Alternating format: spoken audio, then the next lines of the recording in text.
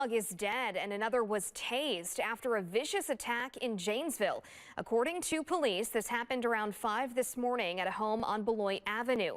One person says they were trying to get to their car to leave for work when two German shepherds came up and started attacking them. One Janesville officer arrived and police say the dogs were acting aggressively and bit one officer in the leg.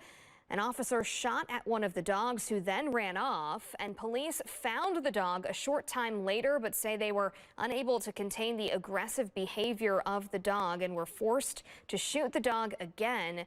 That dog later died. Another officer was able to tase the other aggressive dog and contain it. Right now, that dog is at the Humane Society and is considered vicious. The officer who was bit suffered minor injuries and was taken to the hospital.